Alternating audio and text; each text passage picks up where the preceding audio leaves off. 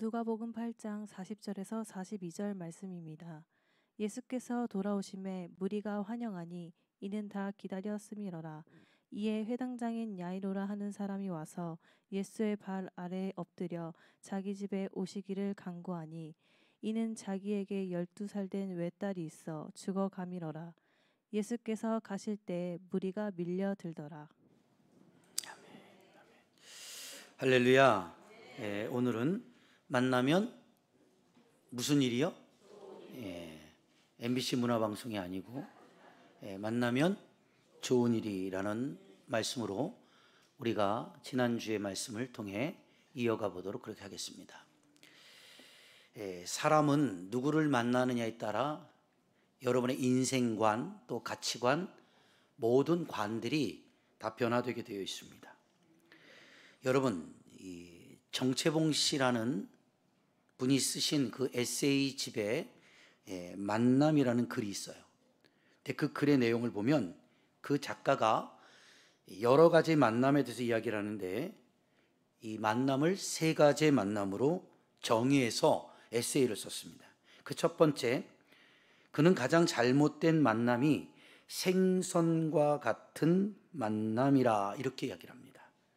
이유는 만나면 만날수록 비린내가 묻어나기 때문이죠. 그래서 생선과 같은 사람을 만나면 내가 원치 않게끔 내 삶에 비린내가 묻기 때문에 그래요.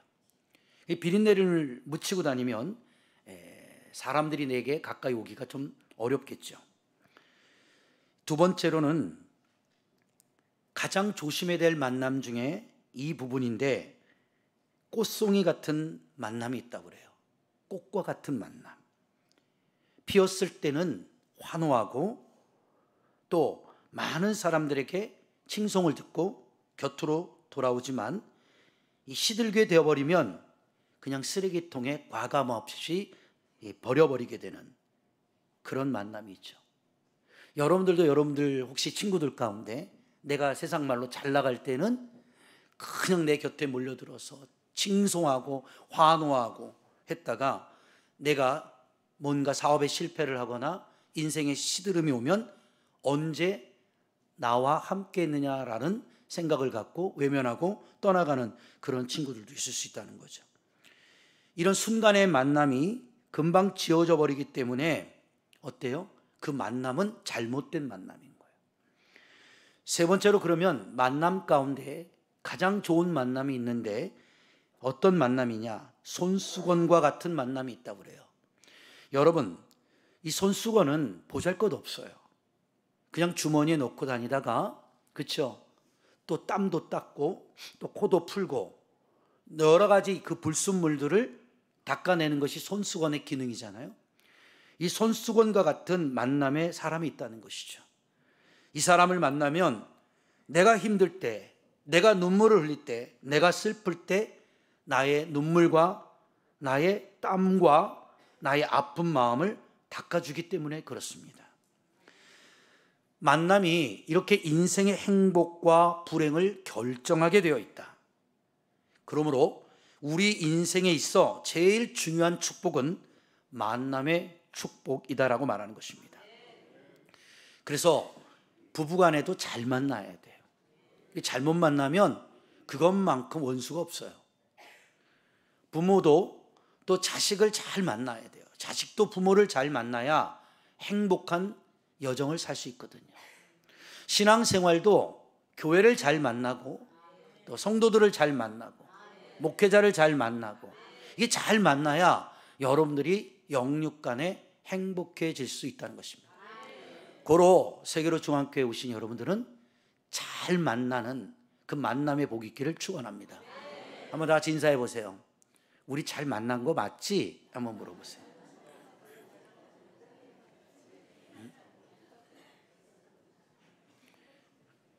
김건모의 잘못된 만남이 아니라 우리는 예수 안에서 잘 만난 거 여러분 맞죠? 그 잘 만났으니까 행복하게 여러분들이 잘 신앙생활하며 살기를 주의 이름으로 축원합니다. 이 만남을 잘못 만나고 만남이 계속 깨어지다 보면요 나중에요 만나는 게 두려워집니다. 그죠? 그 사람에 대한 실패감, 또한 좌절감, 절망감, 낙심감, 이런 사람과의 관계가 잘못된 만남으로 인해서 깨져나가기 시작하면 그 뒤로부터 사람은 사람을 믿지 않게 되죠.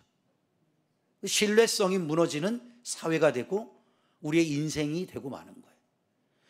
그러면 어떻게 돼요? 사람이 사람을 만났을 때 기뻐해야 되는데, 사람이 사람을 만났을 때 저 사람이 도둑놈 아닌가? 저 사람이 나에게 상해를 끼칠 상해자가 아닌가? 사기꾼이 아닌가? 이런 마음과 생각으로 사회를 산다면 얼마나 인생이 불편하고 힘든 인생을 살 수밖에 없는 거죠. 여러분, 사기를 당할지언정 여러분들이 사기는 치지 말자는 거죠. 옛날에 어른들이 그런 말 하시더라고요. 맞은 사람은 다리 뻗고 자도 두드러 팬 사람은 다리 쪼그린다고. 그리고 잠을 못 잔대요.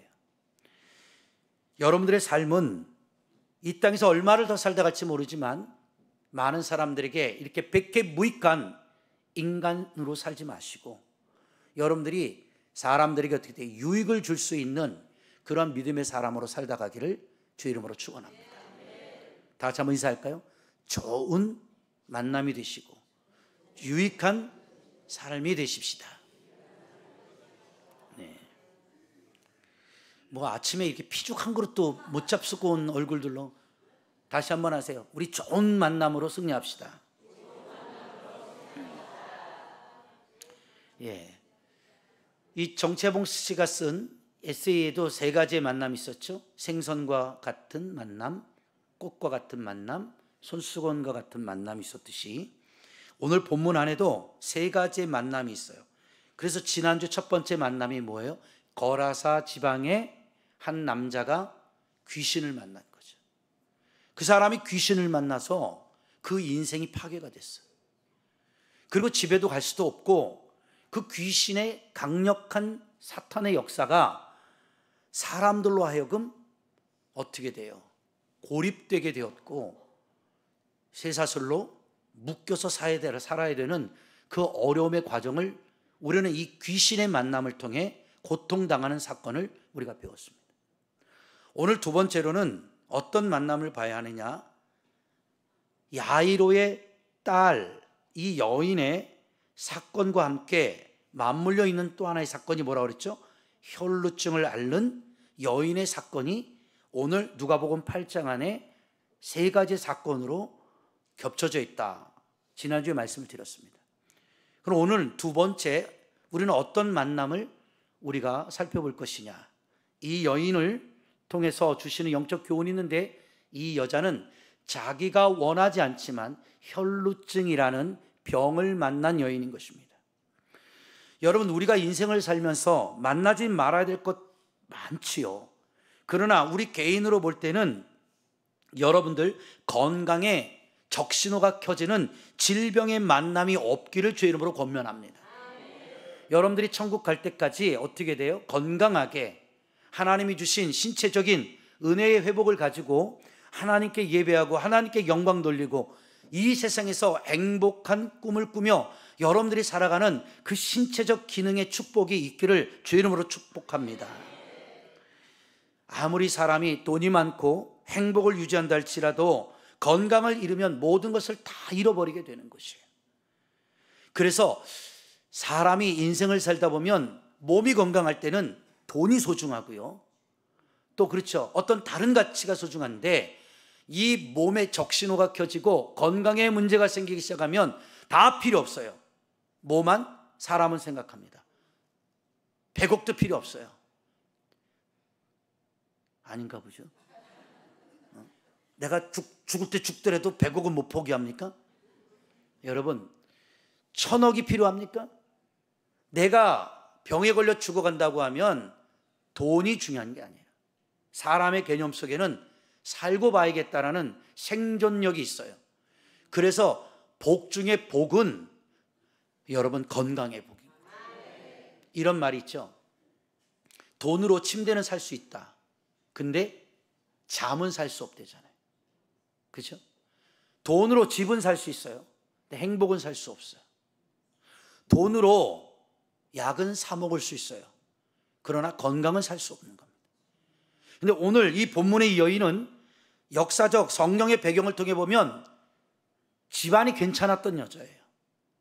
왜냐? 수년 동안 병원에 다니면서 자기의 병을 고치려고 그 당대의 최고로 좋은 의사에게 자기의 몸을 보이고 그 병을 고치고 또 약을 지어 먹는 그러한 어떻게 돼요? 재정적인 문제를 해결할 수 있을 만한 그러한 집의 여자였다는 사실을 볼 수가 있어요. 그런데 이 여자는 12해 동안 12년 동안 혈루증을 통하여서 그가 가지고 있던 많은 재산 또 그에 대한 모든 행복의 가치가 그 12년째 그 지긋지긋한 질병으로 인해서 다 파괴되고 파산돼 버린 거예요. 세상 말로 남편도 떠나가고 김병희 여자 없듯이 자녀들도 떠나가고 식구들도 이 여인의 삶을 이제는 돌아보지 않고 떠나가는 그러한 어떻게 돼요? 이 불행한 인생을 맞이하게 된 것이죠. 이게 잘못된 만남이에요. 그죠? 여러분들도 아시다시피 저도 작년에 암을 만났어요. 다행히 초기에 만났지만은 아무리 초기라 할지라도 잘못된 만남 속에는 이 불안함과 또한 내가 죽으면 어떻게 되나라는 죽음의 공포가 찾아옵니다. 물론 수술도 잘 되고 회복되어져 가는 기간이고 5년 동안 추적 관찰을 해야 되는 이 무거운 시간들을 제가 지나가고 있어요. 3개월에 한 번씩. 이제는 그 3개월의 시간이 지나서 이제 6개월에 한 번 오라고 그래요. 그래서 이제 8월 달에 가서 또 추적 검사를 합니다. 그때 또 문제가 없으면 또 8개월이 지나서 또 추적 검사를 해요. 이렇게 5년을 추적 검사를 해야 하는데 추적 검사하는 게 문제가 아니라 이 병원에 가면 수없이 많은 검사를 해요. 제가 너무 힘들고 지치는 것이 그 병원에 한번 가면 피를 수없이 뽑아요. 그리고 그 피로 혹시 암세포가 다시 재생되진 않았나? 그것부터 시작해서 정말 하기 싫은 CT 검사, PET 검사, 신장 스캔 검사 수없이 많은 검사를 하면 하루 종일 의사와 그렇죠? 이러한 의료 진단에 시달리고 오면 사람이 반쯤은 초죽음이 돼서 돌아온단 말이에요. 그러니까 그것을 여러분들 좋아할 사람은 아무도 없잖아요.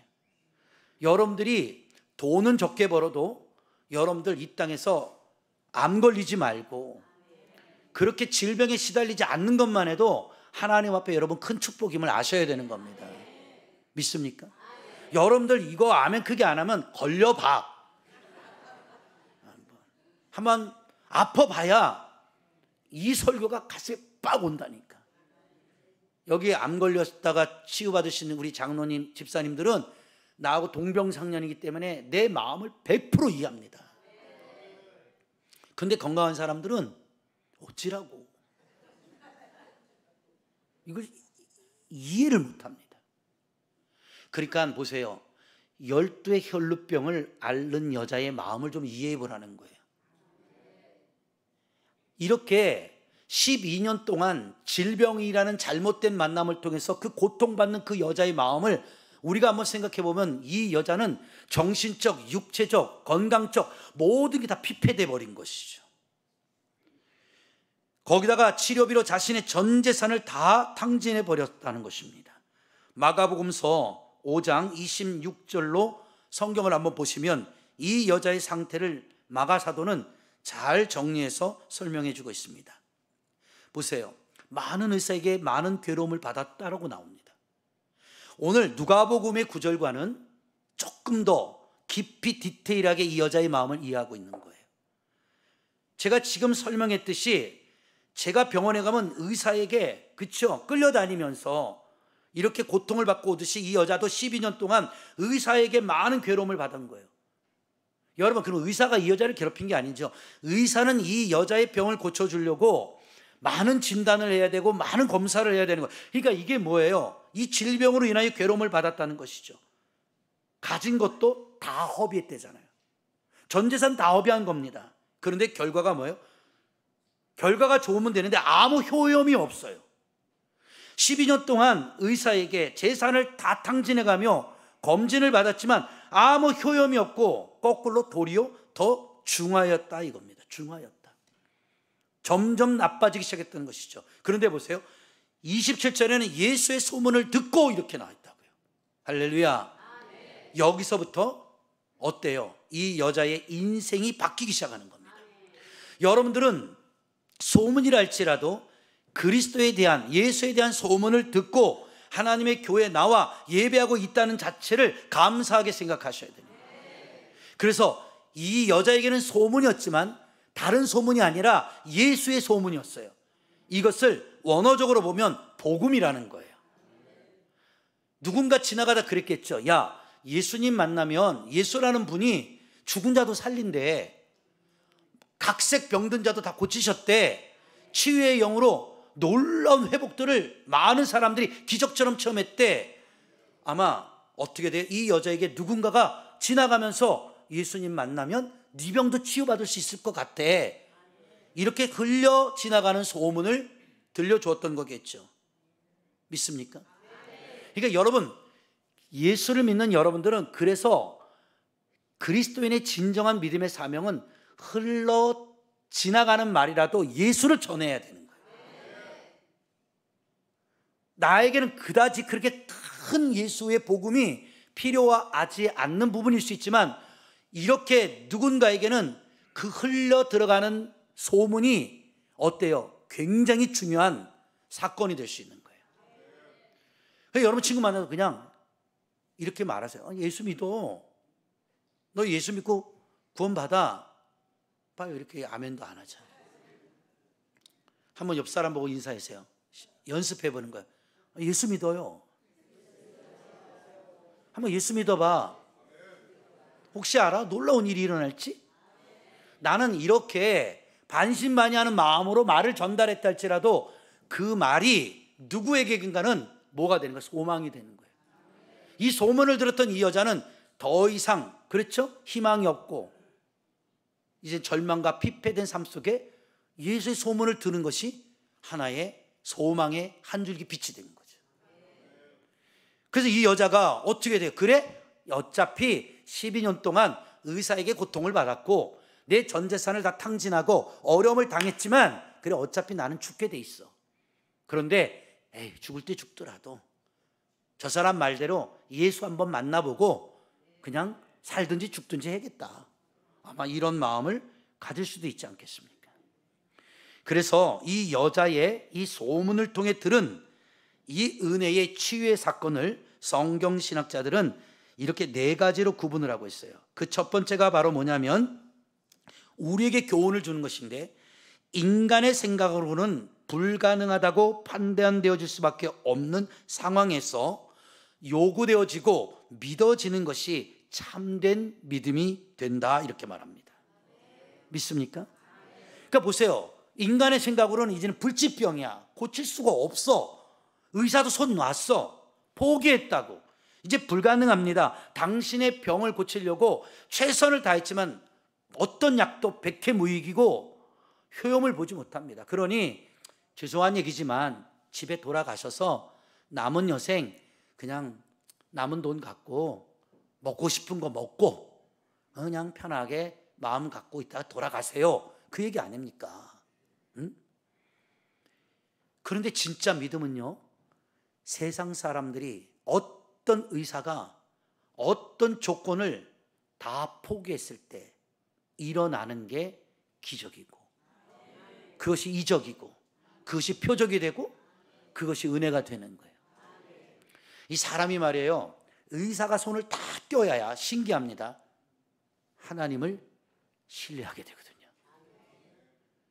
저희 기도원에도 위에 암 요양병원이 있어요. 거기는 안식일 재단이 운영하는 곳인데요. 그 안식일 병원에서는 이제 말기 암 환자들이 그냥 병원에서 이제 할 수 없으니까 다 포기하고 이제 마지막 죽음을 그냥 하러 들어갑니다. 그런데 이 안식일 재단 병원에서는 여러분이 알다시피 고기를 주지를 않아요. 그래서 이제 채소를 먹이거든요. 그런데 많은 암 의학자들이 말하기를 건강할 때는 우리가 아무거나 먹어요. 그죠? 아이, 맞아요, 안 맞아요? 건강할 때 아무거나 먹잖아요. 뭐 주스도 마시고 막 고기도 먹고 곱창도 먹고 안 가리고 막 먹잖아요. 근데 사람이 신기하게 암에 걸리면 그때부터 좋은 거를 먹으려고 그래요. 이게 사람들이 사고방식이 이게 바뀐 거라니까. 여러분들이 건강하고 암 안 걸렸을 때 좋은 걸 많이 먹어야 되거든. 근데 건강할 때 아무거나 막 먹다가 병 걸리면 그때부터 식단 조절, 그러잖아요. 이런 걸 하면서 막 그냥 풀떼기만 먹어요. 그러니까 어떻게 돼요? 하루아침에 그 체질이 바뀝니까?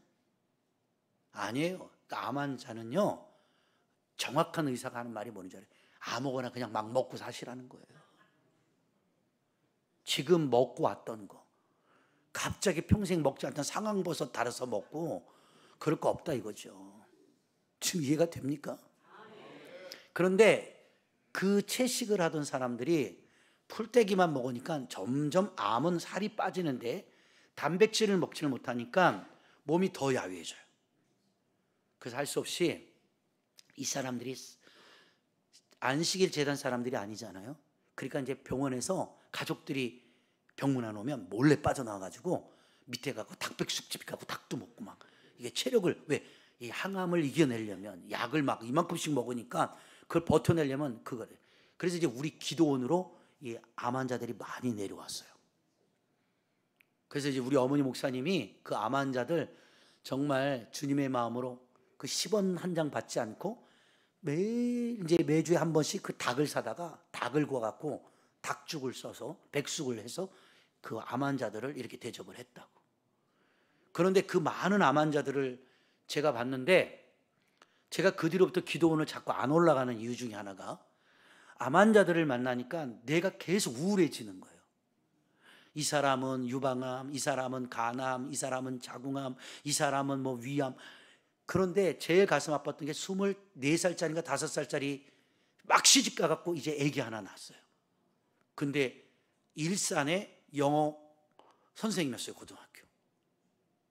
그런데 그 친구가 아기 낳자마자 몸이 안 좋아서 검사를 했는데 암이 다 퍼져버린 거예요. 25살밖에 안 된 아가씨. 그래서 어머니 목사님하고 요양원에 신방을 갔는데 그렇게 예쁘고 그렇게 키도 큰 아가씨가 그 마지막 죽어가는데 보는데 너무 진짜 피골이 상접, 뼈다귀에 거죽만 붙어요. 그런데 가장 가슴 아팠던 단어가 뭔지 알아요? 기도를 해줘 했더니 목사님 왜? 저 살고 싶어요. 근데 왜 살고 싶으냐? 나를 위해 살고 싶은 게 아니라 지금 한 달, 2달밖에 안 된 출산이 난 이 아이 어떻게 합니까? 그러니까 살려주세요. 그리고 툭툭 눈물을 흘리는. 그리고 기도해주고 왔는데 2주 뒤에 천국 갔어요. 근데 그런 과정을 많이 보다 보니까 이 아픈 사람들을 보게 되면 내가 너무 힘든 거예요. 그 사람들이 싫어서가 아니라 그 아픔을 내가 어떻게 해결해 주질 못하니까. 내가 예수님과 같은 능력이 있으면 말씀 한마디만 하면 그 암병에서 노임받을지어다 딱 이러면 탁 암에서 노임받으면 얼마나 그 여인이 하나님을 섬기고 행복하게 살겠습니까? 아이하고. 근데 26살 꽃다운 나이에 죽었어. 그런데 이 기도원에서 이 암 환자들을 많이 케어해 보면서 느낀 것 중에 하나가 뭐냐? 정말 기적처럼요, 요양원이든 병원에서 3개월 이상 못 산다고 한 사람이 예수 똑바로 믿고요, 하나님 뜻대로 사니까요, 와, 3개월이면 죽는다고 하는 사람이 6개월이 가고 1년이 가더라고요. 그 기적이 일어나는 거예요. 더 이상 암이 뭐 번지지도 않고 멈춰 있는 사람도 있고 뭐 호전되는 사람도 있어서 자기 집으로 돌아간 사람들도 있었어요. 그런데 제가 뭘 봤느냐면 마지막에 이 죽어가는 사람들은 끝까지 예수를 붙잡아야 되거든요. 그런데 어느 날 갑자기 그 병원을 통해서 식구들을 통해서 소문이나 이런 말이 전달이 돼. 뭐냐? 이게 들을지 모르겠는데 신약이 이게 개발했다는 거예요. 그러니까 죽을지 살지 들을지 안 들을지 그냥 로또야, 로또. 그런데 한번 세상 말로 하면 임상 실험하는 거거든요. 맞아 볼래요? 혹시 맞으면 살 수 있잖아요. 근데 사람들이요, 그 순간에 그 말을 듣잖아요. 어제까지 예수를 끝까지 붙잡았던 사람들이 갑자기 원장님하고 저한테 찾아와서 하는 말이 뭔 줄 알아요? 저 기도원 떠나야 될 것 같다. 왜요? 병원에서 연락이 왔는데 신약이 들어왔다고. 그런데 그 신약을 맞으러 간 사람들이 2주, 3주도 안 돼서 다 돌아가셨어요.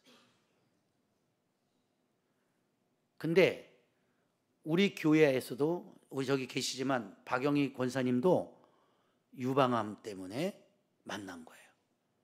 저분도 돌아가실 수밖에 없는 상황인데 하나님을 만난 거예요.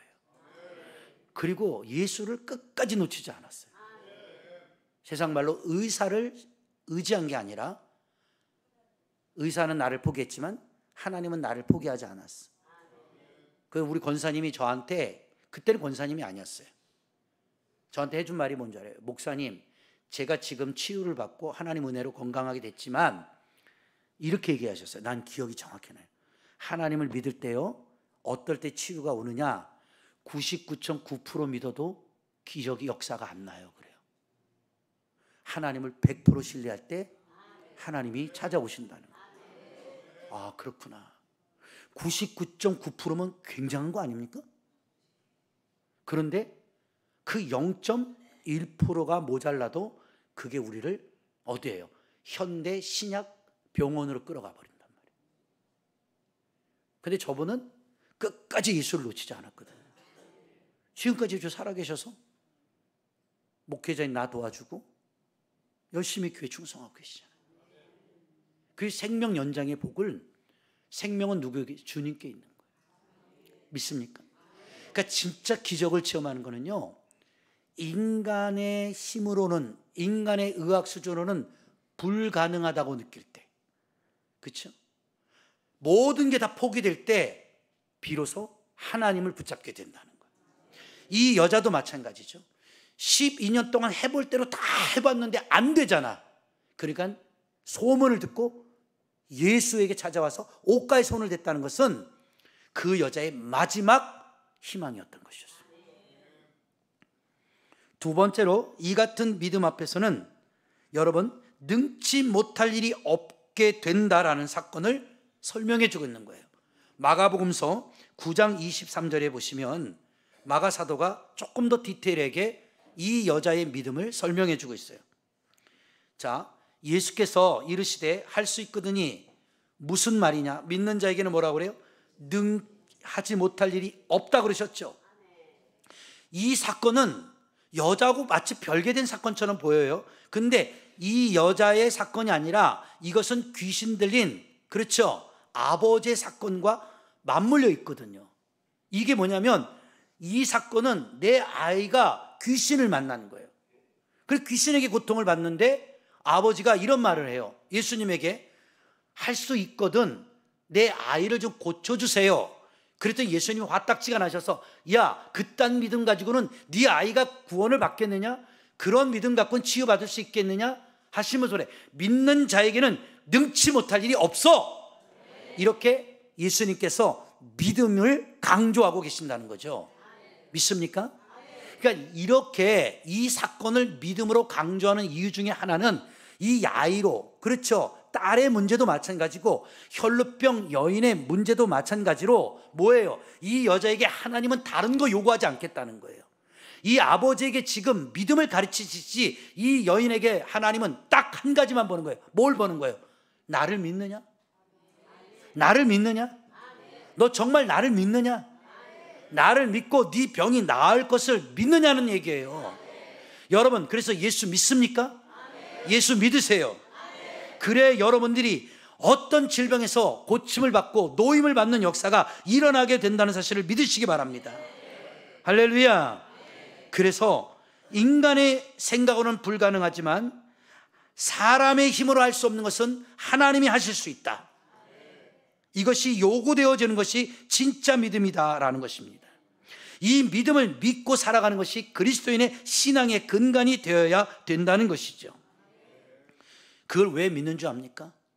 예수는 하나님의 아들이시지만 신적인 권능을 가지신 분임을 내가 믿고 있기 때문에 그러는 거예요. 여러분이 예수 그리스도를 신적인 권능으로 믿어드려야 돼요. 예수를 믿어드려야 그 예수가 말씀만 해도 나를 치유하고 나를 고칠 수 있고 나에게 새 생명과 새 인생을 줄 수 있다고 믿어지게 되는 거예요. 그래서 예수님이 많은 병자를 만나고 치유할 때도 하나만 물어보시는 거잖아요. 네가 나를 믿느냐? 주여 내가 믿나이다 그러잖아요. 자, 이 귀신 들린 아버지의 신앙 고백이 마지막에 뭐예요? 나의 믿음 없음을 용서해 주세요. 내가 믿나이다 그러잖아요. 그때 그 아이를 취하고 아비에게 자녀를 돌려주어 건강한 회복을 통하여 행복한 가정을 꾸릴 수 있도록 돌려보내시잖아요. 오늘 이 아침에도 하나님이 여러분에게 요구하시는 것은 다른 거 요구하는 거 아니에요. 네가 나를 정말 믿느냐? 너가 나를 정말 믿고자 나왔느냐? 그렇다면 그 믿음으로 나를 만나라. 내가 너를 만나 주리라. 그러면 너의 안고 있는 어떤 문제를 할지라도 그 문제를 내가 해결해 줄 수 있다는 것이죠. 사람은 해결할 수 없어요. 목사님 기껏해야 부탁하는 게 그냥 저를 위해서 기도해 주세요 정도죠. 나는 그냥 기도해 주는 것밖에 없어요. 내가 여러분을 도울 수 있는 것은 중보 기도 정도밖에는 없죠. 그러나 나의 안고 있는 전적인 모든 문제를 해결할 수 있는 것은 나를 창조하신 나의 하나님을 내가 100% 믿어드려야 그 하나님의 손길이 움직이기 시작한다는 거예요. 이 세계로 중앙교회도 마찬가지예요. 여러분들이 그냥 왔다 돌아갔다 이 예배 의식, 종교 행사가 아니라 내가 이 아침에 어떤 마음으로 왔는지 모르지만 누구에 의하여서 왔는지 모르지만 나는 이곳에 목사를 만나러 온 것도 아니고 누구 성도를 만나러 온 것도 아니지 않습니까? 여러분이 예수를 만나고 돌아가야 여러분들이 가지고 있는 문제가 그 예수 그리스도를 통해 해결을 받는다는 사건을 이 혈루병 여자를 통해 주님이 가르쳐 주는 거예요. 그러니까 결국은 뭐예요? 이 여자를 고치신 사건 뒤에도 네 믿음이 너를 구원하였다 하신 거예요. 여러분, 하나님은 우리에게 믿음을 요구하고 믿음을 보시는 거예요. 히브리서 11장에는 사도 바울이 우리에게 뭘 가르쳐주세요? 믿음이 없이는 하나님을 기쁘시게 할 수 없다는 거예요. 그러면 오늘날 이 시대에 신앙생활하는 목적이 뭐예요? 믿음 생활이잖아요. 근데 여러분들 이런 믿음 가지고 여러분들이 하나님의 놀라운 손길을 체험하기를 원합니까? 여러분, 우리가 어느 정도까지 떨어져야 정말 이 여자처럼 절대절명의 위기가 와야 하나님을 붙잡을 겁니까? 요한복음 21장에 보면 베드로에게도 예수님이 이렇게 권면하셨어요. 야, 젊어서는 네가 원하는 대로 띠뛰고 돌아다녔지 않냐. 근데 이제는 너 그렇게 좀 살지 말고 원치 않는 팔도 좀 벌려보고 내 양을 좀 먹이고 나의 띠를 좀 띠고 이 사명을 좀 감당해야 되지 않겠니? 사도 베드로에게 예수님이 말씀하시잖아요. 여러분들 죄송하지만 여러분 지금 배불러서 그래요. 편해서 이렇게 믿는 거라고요. 죄송한 얘기지만 여러분의 자녀가 귀신 들렸거나 성경에 기록된 대로 여러분의 와이프가 12의 혈루병에 걸린, 그쵸?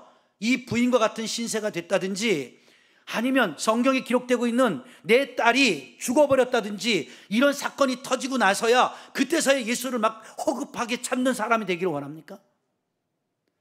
제가 그랬잖아요. 건강할 때 더 좋은 걸 먹어야 되는데 아프고 나면은 좋은 걸 찾아요.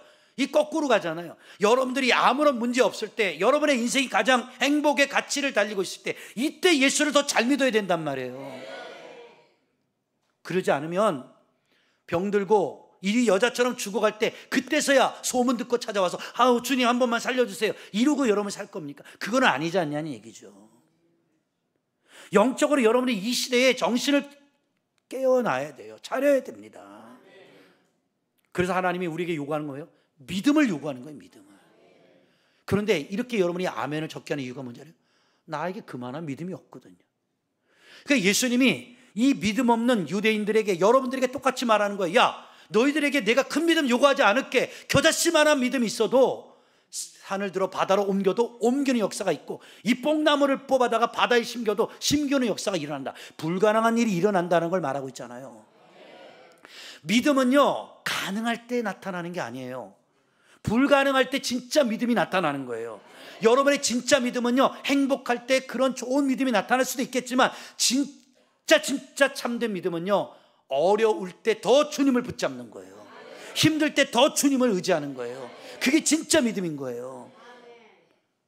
이해가 됩니까? 그러니까 이 여자의 믿음은 누구에게 배운 게 아니야. 그냥 소문을 듣고 생겨난 거예요. 저분을 만나면 그냥 내가 치유받을 수 있다라는 막연한 희망. 그런데 이걸 종교학 역사적으로 보잖아요. 옷가에 손을 댔다고 했잖아요. 이게 이렇게 기록되어 있어요. 미신적 종교를 가졌던 여자의 행위이다, 이렇게 나와 있습니다. 이게 무슨 뜻이냐면, 이 여자가 어떤 종교에 심취가 되어 있는지 모르지만 저 옷가에 손을 댔다라는 사건은 이방적 종교 요소가 많다라는 거예요. 그래서 옛날에 보면 성인들 있잖아요. 뭐 좀 도인들이나 이런 사람들 보면 왠지, 그쵸, 그들 손 한 번만 잡아도 뭔가 날 것 같고, 그분이 쓰던 물건을 가지고 가기도 하고, 이런 것 때문에 어떻게 돼요? 지금 여기 백석에서 허경영이가 다 팔아먹고 있는 거 아니에요? 지 사진, 내 눈을 봐, 이래가지고. 그것도 막 돈 갖다 바치면서 그것도 막 썩은 우유까지 다 사다 먹잖아. 나는 썩은 우유 안 팔게. 내 사진 붙여갖고 그냥 서울 우유 싱싱한 거 팔 테니까 한 1,000만 원에 좀 사가봐. 다 웃잖아. 그런데 이렇게 비웃는 사건이 이 옆 마을에서 일어나고 있잖아. 그 왜 그런지 알아요? 그 미신적 종교가 있는 거예요. 2000년 전에도 이랬단 말이죠. 그러니까 이 여자가 가진 것은 진짜 믿음이 아닌 거예요. 그런데 성경 해석학에 이렇게 나와 있어요.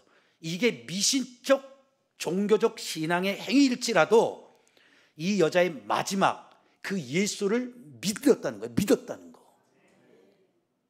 그러니까 그 행위를 하나님 보신 게 아니라 이 여자가 예수를 만나고 나를 만지기만 해도 날 것 같다라는 그 믿음을 인정하셨다는 거죠. 여러분들, 오늘 제가 이 아침에 아무것도 큰 거 요구하지 않을게. 그냥 조그마한 것 하나, 그냥 믿고 가세요. 그냥 요만큼 옷자락에 손만 대도 날 것 같은 그 믿음. 옆 사람 이렇게 좀 살짝 한번 잡아보세요. 잡아보세요. 그래도 안 나요. 이 사람들은 여러분을 고칠 수가 없어요. 자, 그런데 여러분 옆에 사람이 아니라 주님이 앉아 계셨다고 생각하는 거예요. 자, 눈 뜨고 하면 좀 민망하니까 눈 감고 주님이 내 옆에 계신, 살짝 손 한번 잡아보세요. 주님, 그리고 내 문제를 맡겨보세요. 이 문제 좀 해결해 달라고. 시작. 할렐루야. 이게 장난인 것 같지만 이 순간에 주님의 손길을 체험하는 사람도 있다니까. 제가 그랬잖아요. 여의도 순복음교회 조용기 목사님이 교회가 부흥될 때 그분이 신입니까? 아니죠. 하나님의 그 권능, 하나님의 그 말씀의 힘, 치유의 역사가 임하니까 그냥 그 많은 사람을 어떻게 안수합니까? 안수 안 해요. 그냥 두 손 들고 아픈데 손 올려. 그러니까 내가 조용기 목사님 너무 좋아해갖고 엄청 따라 많이 했잖아요. 하나님은 여러분을 사랑하십니다. 사랑하는 성도 여러분, 오늘 이 시간 어떤 병을 갖고 왔을지라도, 어떤 문제를 갖고 왔을지라도 그 문제에 손을 얹으십시오. 여러분의 손은 작지만 그 손 위에 큰 손인 하나님의 손이 덮어질 것입니다. 내가 존귀하신 예수 이름으로 명하노니 이 더러운 귀신을 따라갈지어다, 막 이렇게 이러죠. 근데 어때요? 끝나고 돌아가면 어떤 사람이 와, 그 사람만 아는 거예요. 병이 치유받았다는 거예요. 기적이 일어난 거예요.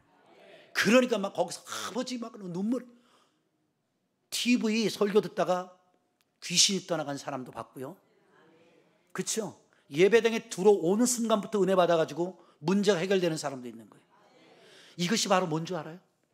그게 목사님의 권능이 아니라 하나님이 그 목회자를 통해서 그 교회와 성도들에게 베푸는 은혜라는 거예요. 저와 여러분들이 그런 은혜를 이 시대에 요구해야 하는 겁니다.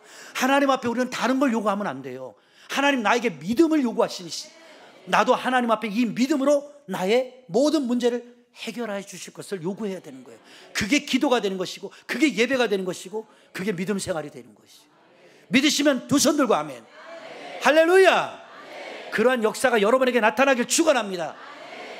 2000년 전에 역사하셨던 하나님이 지금 역사하지 않겠습니까? 역사하신다니까요. 그런데 그냥 역사하는 게 아니라 하나님은 뭘 보고 역사한다? 너희들의 믿음을 보고 역사한다는 거죠. 그래서 이 마지막 때 믿는 자를 볼 수 있겠느냐? 믿음이 있는 자를 과연 하나님은 찾을 수 있겠냐는 거죠. 없다는 거예요. 바로 저와 여러분이 이 시대의 그 믿음을 보이는 자들이 되어야 하는 겁니다. 믿음으로 사십시오. 믿음으로. 그래야 하나님이 여러분을 책임져 주시는 거예요. 마지막으로 부탁합니다. 네 번째로 이 여자에게 주시는 그 조건이 뭐냐? 모든 인생사에 있어서 모든 문제, 심지어 가장 근본적인 죄의 문제, 그 해결책. 그렇죠. 이 그리스도를 통해서 가장 근본적인 문제가 해결되었다는 것이죠. 여러분, 그러면 이 가장 근본적인 게 뭘까요? 죄의 문제인 겁니다. 여러 가지 이유 때문에 질병이 오기도 하지만 성경은 죄지면 병이 온다고 가르칩니다. 그 죄짓다 보면 병 걸리는 거예요. 여러분, 성범죄 많이 저지르다 보면 뭐예요? 그래서 주신 병이 뭐예요? 인간의 힘으로 지금 고칠 수 없죠. 아무리 과학과 의학을, 에이즈 같은 거. 그런 범죄를 저지르다 보니까 그런 병들이 오는 거예요. 인간들이 너무 몹쓸 죄를 짓다 보니까 병이, 이상한 병들이 오는 거예요. 여러분, 이 코로나 3년 반 동안 우리가 고통을 당했지만 우리 어릴 때 이 우리는 코로나라고 말 안 했지만 우리 어릴 때도 이 코로나보다 더한 독감, 열감기에 걸려서 끙끙 누른 코 질질 흘리면서, 그렇죠, 목이 이렇게 땡땡 부어갖고 약 한 번 못 쓰고 그렇게 살면서 콩나물국에다가 고춧가루 풀어 먹어가면서, 우리 아버지는 옛날에 술 잡술 때는 소주에다가 고춧가루 타갖고 넣더라고. 그러면 뭐 감기가 떨어진다나? 이러면서 그 시대를 버텼다고요. 그런데 이 코로나가 어찌됐든 간에 듣도 못던, 그렇죠? 이런 것들이 지금 현대병으로 오잖아요. 앞으로는요, 의학자들이 예고하잖아요. 더 큰 질병이 온대잖아요. 이 코로나 3년 반에도 교회가 초토화가 됐고 믿음이 다 초토화됐잖아요. 그게 여러분들의 현실이라고요. 아직도 코로나 핑계대고 못 나오는 사람들이 수없이 많고, 코로나 기간 때문에 예수 떠난 사람들이 얼마나 많아요. 아직도 교회를 안 들어오고. 그게 죄송한 얘기지만 비판하고자 하는 것이 아니라 현대 그리스도인들의 신앙의 정체성이 그거밖에 안 되는 거예요. 옛날 우리 어른들은요, 6.25 동란에도 예배 드렸고요, 피난 가면서도 예수님 믿었어요. 일제 침략하에 고통을 받으면서도 예수 포기하지 않았다고요. 근데 이 시대가 얼마나 잘 먹고 잘 입고 잘 살 수 있는 행복한 시대입니까? 너무 잘 먹고 잘 입고 잘 사니까 이런 믿음의 정체성들이 떨어지는 거예요. 본질 가치가 없어지는 거예요. 제가 여러분, 대한민국에서 많은 목회자들이 있지만 여러분들 그냥 교회 한 번만 나와주는 것으로 감사하고 만족하는 목회자, 그게 좋으면 그런 교회를 가면 돼요. 그러나 성경은 그걸 말하는 게 아니잖아요. 진리의 목숨을 걸어야 되는 거예요, 여러분. 예수의 목숨을 걸어야 하고, 여러분 믿음으로 살다가 하나님 나라 가야 되는 거지. 이 세상에서 무슨 우리가 천년만년 살겠다고, 무슨 부귀영화를 보겠다고 야합하고 타합하면서 죄지면서 인생을 살겠습니까? 이제 이러한 정말 얕은 믿음에서 좀 벗어나와 죽으면 죽으리라, 그러면 너가 살 것이다, 이 믿음으로 하나님을 섬기는 우리 세계로 중앙교회의 성도가 됐으면 좋겠어요.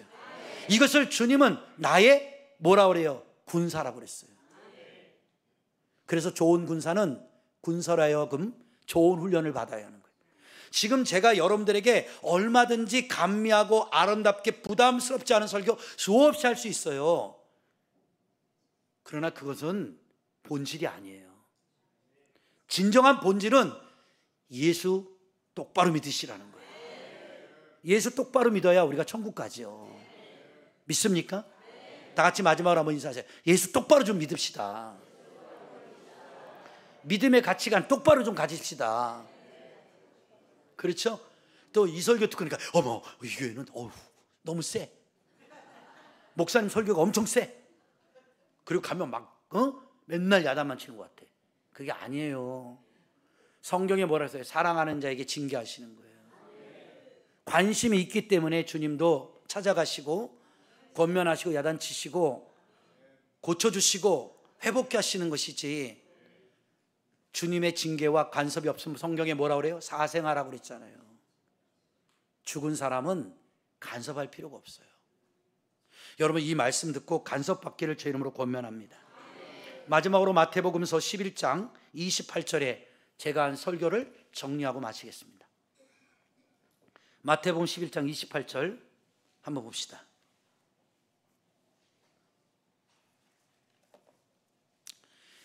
자, 수고하고 무거운 짐진 자들아 다 내게로 오라. 내가 너희를 쉬게 하리라. 우리는 이런 무거운 짐을 다 진 자예요. 너무 지쳐 있다고요, 세상에서. 근데 뭐라 그래요? 와서 내게 쉼을 얻어라. 나는 마음이 온유하고 겸손하니 나의 멍에를 메고 내게 배우라. 보세요, 배우러 오는 거예요, 배우러. 여러분, 쉬러 왔다고 해서 아무것도 하는 게 아니라 어떤 영적인 쉼을 말하는 겁니까? 예수님의 온유함, 예수님의 겸손함, 예수님이 지신 그 십자가의 멍에 이것을 배우러 오라는 거예요. 이게 신앙생활이에요. 그리하면 너희 마음이 보세요, 쉼을 얻는다는 거죠. 여기서 쉼이라는 건 레스트, 휴식을 말하는 게 아니에요. 교회 다니는 건요, 주님을 배우러 다니는 거예요. 그 주님을 배우러 다니는 게 뭐예요? 십자가의 멍에를 지고 온유하지 못한 나를 온유하게 만들고 겸손하지 못한 나를 겸손하게 만들면 하나님의 은혜로 너의 마음에 진정한 쉼을 얻게 될 것이다. 이것이 영적 행복이고 영적 평안함인 거예요. 그래서 우리는 남들보다 많은 걸 갖지 않았어요. 많은 것을 자랑할 것이 없다 할지라도 내 안에 이런 예수 그리스도의 진정한 평안과 행복이 있으면 여러분, 아무리 어려운 환경 가운데도 행복하거든요.